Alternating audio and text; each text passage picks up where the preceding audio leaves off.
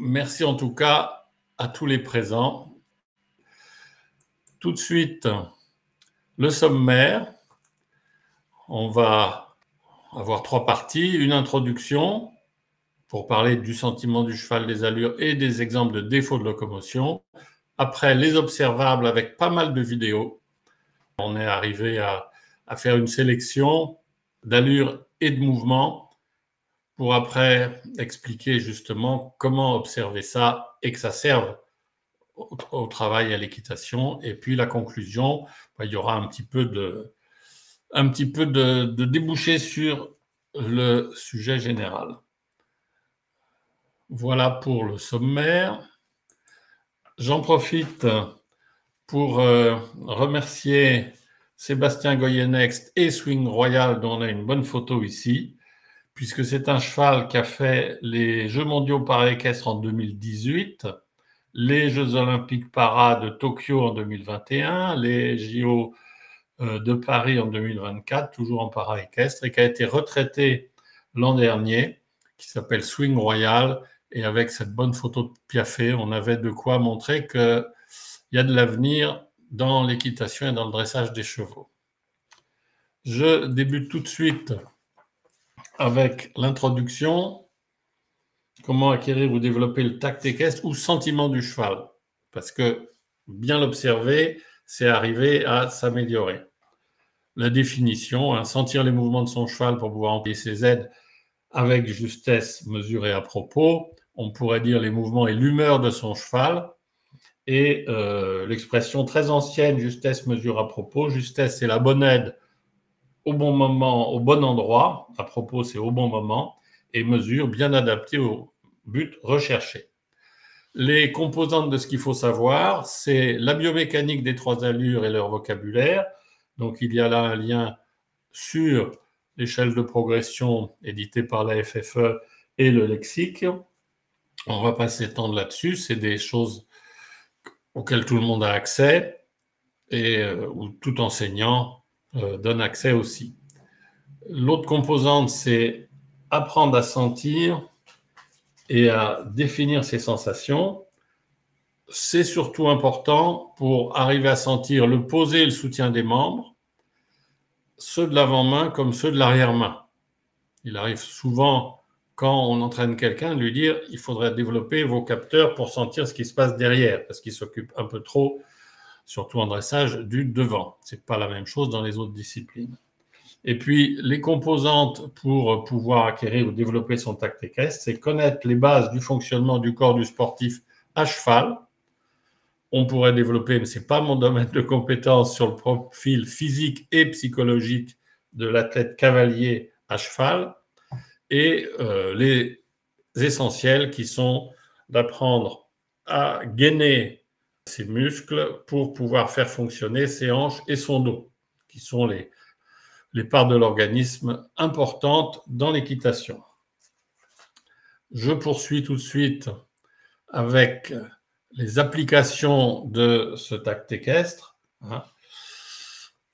C'est arriver à éprouver les sensations dans son assiette et dans toutes les parties de son corps, en contact direct ou indirect avec le cheval. Dans son assiette, c'est là qu'on va sentir le dos du cheval depuis sa nuque, et le dos du cheval, c'est son fonctionnement, depuis sa nuque, les premières cervicales, importance à ne pas négliger, surtout dans le dressage, jusqu'aux dernières cervicales, devant le garrot, souvent lié à la liberté des épaules. Ensuite, on doit aussi sentir ce qui se passe vis-à-vis des 18 dorsales, sternales ou asternales, et c'est important pour la respiration, qui est un critère de bon fonctionnement du cheval, bien évidemment, qu'on oublie parfois dans notre discipline. Et ensuite, essayer de sentir ce qui se passe au niveau des scies lombaires, c'est-à-dire du rein, puis des scies sacrées, c'est-à-dire du bassin, puisque l'activité de l'arrière-main liée avec celle de l'avant-main est essentielle dans le fonctionnement du cheval. Et sans oublier de mentionner les vertèbres coccygiennes, puisque le port de queue, c'est un élément des observables utile pour savoir comment fonctionne le dos du cheval. Les parties du corps du cavalier en contact direct avec le cheval, c'est les fesses, les cuisses, les genoux, les mollets et les talons. Et je les cite dans l'ordre parce que dans les reprises Children de la FEI, mais qui peuvent aussi être montées par des adultes, il y a une note sur la position et le fonctionnement du cavalier, et ça récapitule tous ces éléments. Les parties du corps en contact indirect avec le corps du cheval, et c'est donc avec sa tête et avec sa bouche. C'est les rênes, qui sont intermédiaires, et les doigts, les mains, les coudes, les épaules du cavalier, qui sont un peu le prolongement des hanches. Et c'est toutes ces parties qu'il faut arriver à sensibiliser pour éprouver les sensations du fonctionnement du cheval. Je n'invente rien. Je vous ai mis une citation du commandant Rousselet, qui était un écuyer de Saumur au XIXe siècle. L'aplomb du cavalier, le sentiment des mouvements du cheval, la justesse dans l'emploi des aides constituent presque toute l'équitation, quelle que soit la discipline. Et en même temps, on sait que à l'époque, et encore au XXe siècle, qui est le siècle où j'ai été formé, et j'essaye de transmettre, on parlait des 4 grandes articulations de commande. Mon professeur, M. Pierre Chambry, parlait dans l'ordre des hanches, du garrot, de la nuque et de la mâchoire, comme articulation du fonctionnement du dos du cheval depuis une extrémité jusqu'à l'autre. Voilà pour l'introduction. On va tout de suite passer aux exemples de défectuosité d'allure d'abord, et après aux observables des allures. Mais pour les observer quand elles sont bonnes, il faut aussi savoir quand elles ne sont pas bonnes. Donc, on démarre tout de suite avec le trot. Merci Claire pour la vidéo d'un trot irrégulier ou dissymétrique. Elle est assez rapide, hein. Voilà, on peut la repasser. Donc, on a là un cheval qui se dépêche, qui n'est pas symétrique dans ses hanches. La raison, on ne la connaît pas, mais on va revoir, vidéo suivante s'il vous plaît, le même cheval de derrière dans un autre exercice, où là on a un peu plus d'informations. C'est toujours un trot légèrement précipité, mais ça croise très fort. Donc l'information, c'est que la cavalière, elle a déjà un peu de métier, et elle arrive à avoir un cheval qui a une activité avec pas mal d'impulsion, et à le faire croiser, mais on ne sait pas si c'est le potentiel du cheval qui ne lui permet pas de faire mieux. Il y a quelques races qui ne sont pas sélectionnées pour ça, hein, des races de loisirs qui ont des caractères formidables, mais qui ne sont pas très douées pour la gymnastique comme ça. Et on ne sait pas si c'est une question d'entraînement, mais on voit que ça reste pas symétrique et précipité. Vidéo suivante, s'il vous plaît. On peut aussi avoir dans le trot ce qu'on voit alors en compétition de dressage. Et je vous laisse regarder. Il s'est passé un petit quelque chose. Bon, elle va tourner en boucle. C'est ce que les juges appellent une faute de rythme. Et ça se passe au milieu de cette diagonale qui est censée être un trot moyen. Tac, voilà. Bon, la note, ça va être 5 sur 10.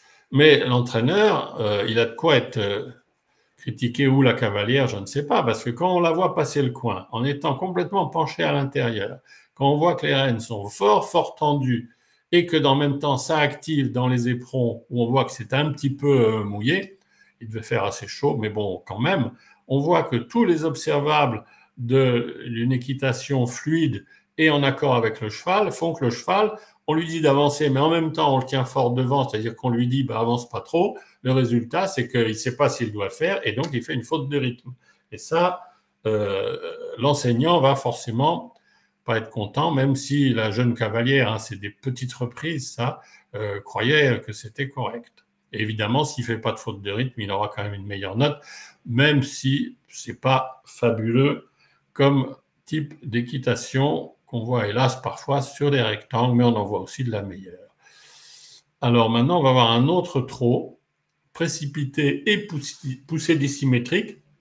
Alors qu'il soit plaqué et qu'il passe au-dessus de la main, ça se voit tout de suite.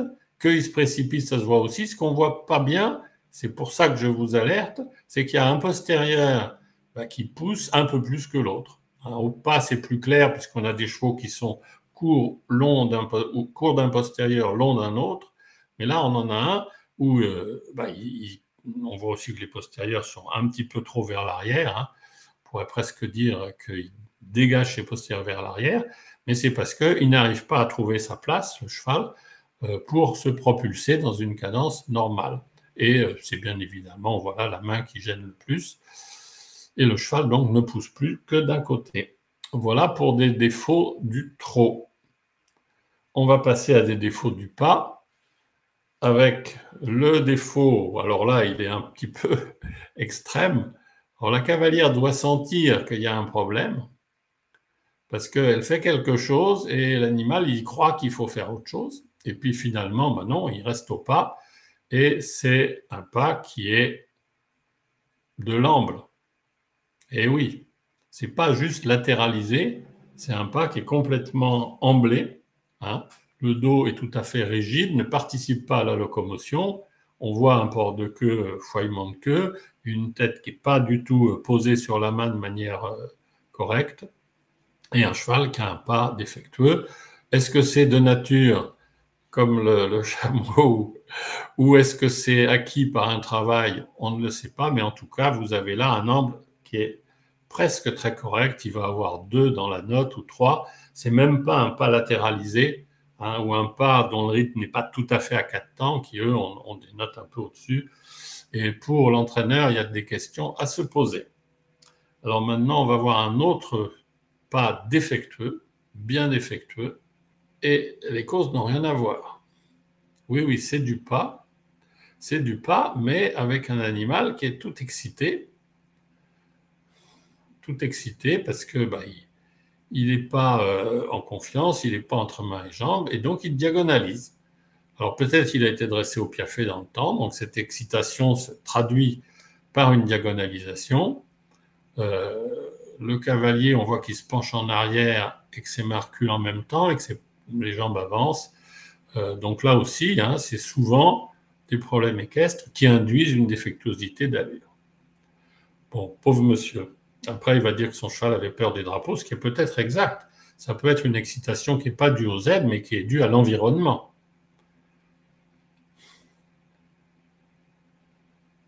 Mais bon, quand ils sont excités, c'est un petit peu compliqué à résoudre dans l'instant, puisque c'est une compétition. Alors, on va voir maintenant des défauts de galop. Et là, on va prendre le temps de regarder un galop rompu, parce que merci à la personne qui a pris cette vidéo.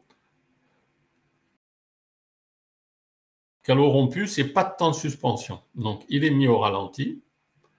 Alors, on a l'impression quand même qu'il galope bien, mais si on fait, merci Claire, un arrêt sur image, on voit que l'antérieur de la foulée précédente n'est pas encore levé, que le postérieur de la foulée suivante est déjà posé. Donc, il n'y a pas de suspension, et c'est ça le galop rompu. Les causes, ça peut être une certaine paresse du cheval, comme ça, à la longe, voire son confort de se laisser aller. Mais en tout cas, c'est une faute qui non seulement se voit bien quand on a l'œil exercé, mais s'entend aussi sur des carrières où le sol répond bien, hein, une carrière en sable un peu humide ou certains sols modernes. Vous entendez très bien un galop où il n'y a pas de... Il y a une continuité dans les battues. Et puis on va ensuite voir un galop à 4 temps, où là, je dirais, c'est plus grave. Et là, quand on les entend, on entend bien, au lieu du tagada du galop, on entend tagadada ou quelque chose comme ça, hein, excusez-moi. Et là, on voit que c'est un cheval bon, qui est peut-être un peu rompu aussi, mais qui est aussi à 4 temps. Pourquoi? Parce qu'il est sur les épaules. Ça peut venir soit d'un problème d'entraînement, mais c'est pas sûr. Très souvent, c'est que le cavalier, la cavalière pense tellement à son mouvement et à aller vraiment de côté pour faire plaisir au juge qu'elle oublie qu'il faut garder le rythme du galop. Et c'est dans l'entraînement des chevaux de dressage quelque chose d'absolument essentiel de veiller à ce que les gens gardent le rythme. Et là, on a un bon exemple de galop à 4 temps, même si après, le changement de pied passe. Et aussi un exemple de cheval sur les épaules. On continue avec quelques fautes dans les changements de pied parce que pour là, avoir l'art de bien observer le travail du cheval, il faut aussi avoir un œil de lynx, parce que dans les changements de pied isolés, comme celui-là, c'est très rapide. Et la faute, elle peut, si on cligne de l'œil, bon, celui-là c'est clair, hein, il est en 2 temps, hein, on va le revoir, hein, d'abord devant et ensuite derrière, mais je vais relativiser la faute, non pas en épreuve de dressage, où de toute façon c'est pas bon, hein, c'est 4 et en dessous, mais par rapport à des chevaux d'obstacle qui naturellement vont changer comme ça. C'est pas forcément défectueux en termes de biomécanique. On voit souvent des chevaux dans un paddock, dans un pré, ils ont envie de changer. Alors il y a des chevaux naturellement forts dans le dos, équilibrés, qui changent en une fois. Il y en a d'autres qui changent comme ça, d'abord devant et ensuite derrière, puisque l'arrière-main suit un petit peu. Par contre, on a aussi des fautes au changement de pied, dans la petite vidéo suivante, qui sont censées être un peu moins graves sur le plan du dressage, puisque c'est à peu près passé, mais qui sur le plan biomécanique sont plus gênantes. Voilà. Puisque là, on a eu les postérieurs qui sont passés ensemble avec la croupe qui monte. On va voir quand même que le cheval peut aussi changer comme il faut, hein, vous le voyez maintenant, même s'il est un peu bas devant, pas trop en équilibre et que le dos ne fonctionne pas bien, observable, foilement de queue. Donc là, le premier, hein, c'est postérieur ensemble, ça sera le commentaire du juge. Et le commentaire de l'entraîneur sera lié à l'emploi des aides, mais on en parlera tout à l'heure quand on verra des bons changements de pied, parce que ça sera plus facile d'être dans le positif que d'être dans le négatif. Nous passons donc aux observables des allures. Voilà, les observables des allures, avec d'abord le trot. D'abord un trot moyen et un trot allongé du niveau Saint-Georges. Hein, augmentation d'amplitude dans le respect de la cadence. Les juges ont l'observable de la couverture de terrain, hein, l'empreinte du postérieur qui vient se poser plus ou moins devant l'empreinte de l'antérieur, et ici, c'est plus devant. C'est la même chose que le trot moyen, avec plus d'amplitude et une légère modification d'attitude, mais au trot, c'est l'allure où la modification d'attitude est la moins marquée sur le plan biomécanique. Le cheval en a moins besoin qu'au galop, et encore moins besoin qu'au pas. L'autre chose, oui, on peut la laisser avancer quand même une fois de plus, parce que c'est un bon trot moyen, mais on voit que le cheval, la cavalière et le cheval ne forcent pas leur talent. Et on voit très bien les deux transitions. La première transition, quand le cheval part dans le développement, on va le voir encore mieux dans le trot allongé, c'est un signe d'impulsion, la poussée des postérieurs. Voilà, la propulsion est vraiment bonne. Et dans la deuxième transition, où il revient au trot rassemblé, on voit un signe d'équilibre, avec juste une demande et un résultat instantané. On va regarder maintenant le trot rassemblé sur 2 appuyés du même cheval. Et c'est un exercice qui montre la souplesse latérale. C'est des appuyés du Saint-Georges. Ils sont moitié moins de côté que dans le Grand Prix, avec donc un angle plus modeste, puisque les chevaux apprennent. C'est préparé par les sessions à la jambe, les épaules en avant, les épaules en dedans, les hanches en dedans, tous exercices de 2 pistes qui permettent d'arriver à l'appuyé, qui est dans tous les exercices de dressage, celui qui est un peu moins naturel que les autres. Mais très bonne gymnastique. Voilà, on continue sur les observables du trot avec la vidéo suivante sur l'incurvation au trot sur 2 demi-cercles enchaînés. C'est un cheval gris, c'est la reprise FEI Junior, et on a 2 demi-cercles enchaînés pour montrer ce qu'est l'incurvation. La même chose à l'autre main, et on a une assez bonne cadence, beaucoup de précision sur la ligne du milieu, et un changement d'incurvation aisé.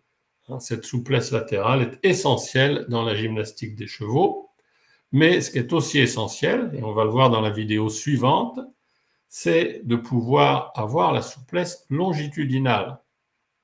Et autant ce cheval le montrait bien, montrait sa souplesse latérale, autant là, le trot déplié vers l'avant et vers le bas, qui est un exercice bien utile dans les reprises juniors, on voit qu'il y arrive à peine, hein, mais c'est le propre des reprises de dressage, surtout quand on intègre comme là des mouvements de base. Alors, il y a un petit quelque chose, hein, donc il y a une souplesse longitudinale et c'est une preuve de tension, d'absence de tension nerveuse, mais c'est quand même un exercice moyennement réussi. Voilà, on va passer aux observables des allures au pas. Première vidéo, on va avoir du pas allongé suivi de pas rassemblé. Le pas allongé, le cheval se déplie en gardant le contact. Première foulée, il a tendance un petit peu à lâcher derrière, mais après, la cavalière l'accompagne bien, il se déplie très correctement. Ce n'est pas un pas énorme, mais c'est un vrai pas allongé.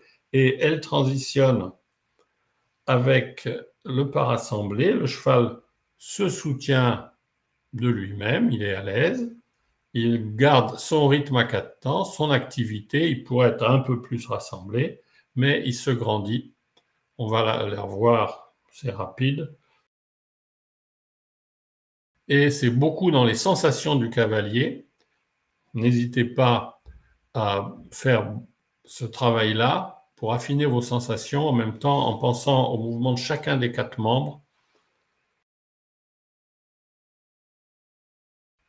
et de sentir ce qui se passe dans les postérieurs et en même temps qu'on sent que le cheval se grandit juste devant la selle à partir de la base d'encolure. Voilà, on va regarder les autres observables du pas. Et là, il s'agit d'une part des demi-pirouettes du Saint-Georges, donc au pas rassemblé. Et après, on va voir un pas allongé qui ne l'est pas vraiment, mais le talent des chevaux et des cavaliers, ils font souvent qu'ils n'arrivent pas à tout faire. Là, vous avez un pas rassemblé correct, un cheval qui est assez décontracté et qui va tourner autour de ses hanches. C'est un exercice de souplesse et de maniabilité.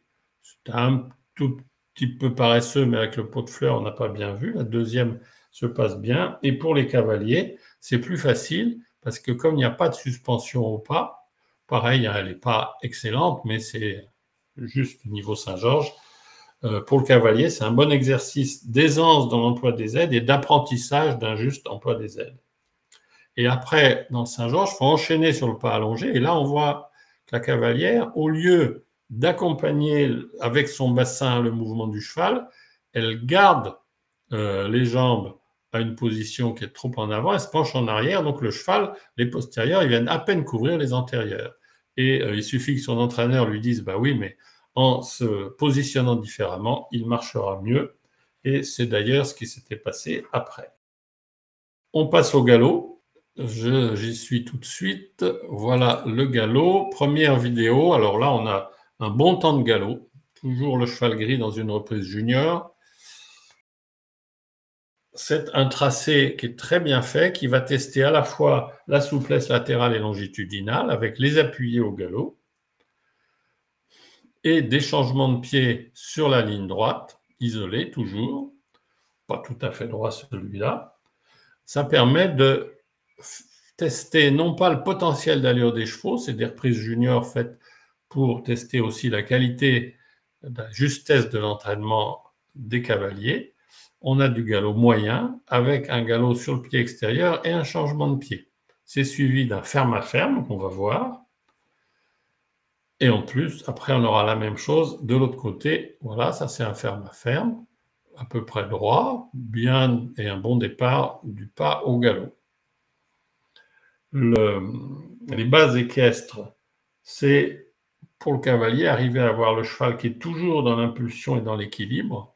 Et comme c'est sur un allongement au galop moyen, donc là on a de nouveau l'appui et le changement de pied, et ensuite au galop allongé, on retrouve des bases complètement nécessaires dans le saut d'obstacle et dans le complet, parce qu'il faut pouvoir déplier instantanément. Alors ici c'est même un peu plus insistant, mais c'est les mêmes sensations pour le cavalier. hein, de garder l'impulsion, mais de ne pas être débordé et d'arriver à ce que le cheval amplifie sans perdre d'équilibre pour pouvoir transitionner, faire quelques foulées sur le pied extérieur et changer de pied. Ce qui est assez bien fait avec celui-là. Maintenant, on va regarder du galop rassemblé sur des demi-pirouettes, parce que celui-ci, c'était plus une simple démonstration d'un cheval qui va bien. On va retrouver le cheval alezan. Et on va voir des demi-pirouettes où on voit que c'est comme au pas tout à fait confirmé, mais on voit bien le cheval qui vient dessous avec les postérieurs. Il est même prêt à tourner un petit peu plus. Et il y a une certaine analogie avec le changement d'attitude générale d'un cheval qui va aborder un gros obstacle, où il va mettre les postérieurs dessous, grandir le devant et être capable de se propulser ensuite, ce qui n'est pas le cas dans ce qui est demandé en dressage, vous voyez, et ressortir facilement. C'est le début du rassemblé au galop. Dans ce mouvement, c'est la flexibilité des articulations de l'arrière-main qui va compter. Elle est ici assez satisfaisante. Vous voyez ça, même si c'était un petit peu rapide à la fin. Et il y a un report de poids sur les hanches, qui est ce report de poids qui permet tous les équilibres nécessaires dans les autres disciplines. Ce n'est pas forcément de charger plus les hanches, c'est que le cheval puisse y mettre le même poids un peu plus longtemps. Suivant les conformations, les scientifiques ont montré qu'il y avait les deux manières pour les chevaux d'avoir de la flexibilité derrière. Et pour les cavaliers, donc c'est un accord des aides délicat entre les mains et les jambes. Et cet accord des aides, on va le revoir dans les changements de pied aux trois temps. Il y a moins de rassemblés, bien sûr. Il y a plus de rythme. C'est des lignes de changement de pied. Et les bases des caisses, c'est d'avoir des demandes bien à propos et de savoir accompagner le mouvement du galop. L'exercice, fluidité et équilibre, c'était bien réussi. Voilà, on vous laisse goûter à cette ligne de trois temps qui aura peut-être valu un 8, c'est bien, pas très bien, mais vraiment bien. Et on va passer à la dernière diapo. C'est la conclusion. Conclusion en deux temps. Premier temps, récapituler de quoi on a parlé. Observation et sensation. Les oreilles et les yeux, ça contribue à l'équilibre. C'est comme dans les sports de glisse. L'équitation, c'est de l'équilibre plus l'interaction avec un support mouvant. On a besoin des 5 sens, mais on a aussi besoin de l'équilibre avant tout, qui est régi, comme vous le savez peut-être, par l'organe sensoriel de l'oreille interne et par les informations visuelles et les divers capteurs du corps. Ça permet de stabiliser les yeux, le regard et tout le corps. C'est la proprioception, perception du placement et du déplacement relatif des différentes parties du corps. Très utile. Et je n'oublie pas le 7e sens, qui est du domaine de l'instinct ou du non-exprimé, parce que les chevaux comprennent bien plus de choses que ce qu'on imagine. Ils savent qui est qui, ils savent quelles sont vos humeurs, et en même temps, leur importance, elle est des fois plus sur leur relation sociale avec les collègues chevaux. Deuxième point à retenir, le tact équestre. La formulation classique, c'est tact équestre. La formulation actuelle, c'est plus les données de la science de l'éthologie, la vraie science. Je ne vous parlerai pas de renforcement positif ou négatif parce que tout le monde s'y embrouille, mais que pour renforcer l'harmonie du couple, il est très clair que la pression des aides doit céder et être suivie d'une récompense qui permet au cheval de s'éduquer peu à peu dans le confort et dans la compréhension. Voilà ce que je voulais vous dire. Je suis très heureux d'avoir pu, je l'espère avec cette webconférence, avoir aidé à former les cavaliers à l'entraînement du cheval et à leur propre entraînement. Vous avez maintenant une diapo pour en savoir plus. C'est une courte bibliographie avec 7 livres que je recommande volontiers. Il y en a d'autres, bien sûr.